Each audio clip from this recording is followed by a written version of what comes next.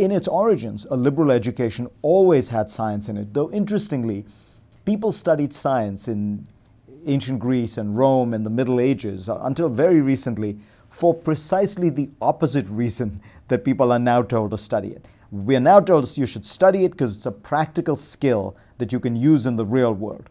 Well, in ancient Greece, the practical skills that got you jobs and got you a career were rhetoric and oratory and a study of history and law. Science was seen as a kind of abstract quest for knowledge.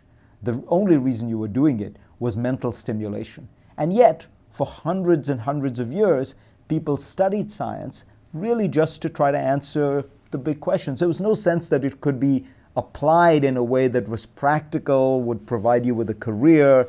That's a very modern conception of science.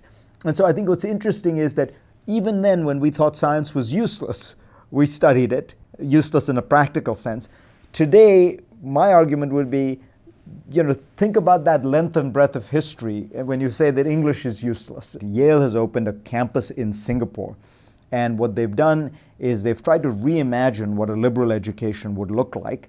And they've also tried to reimagine what it would look like in a global context. There is a core that for the first 2 years, there is a series of required courses.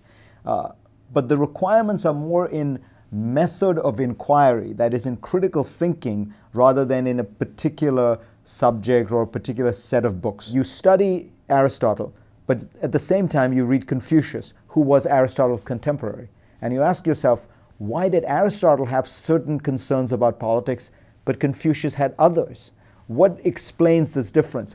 So the idea here would be to try to understand that the West is not the only thing in the world, that there is a much broader universe, and you understand the differences and similarities. All these subjects have deep, long traditions and feed various parts of the human brain and the human soul.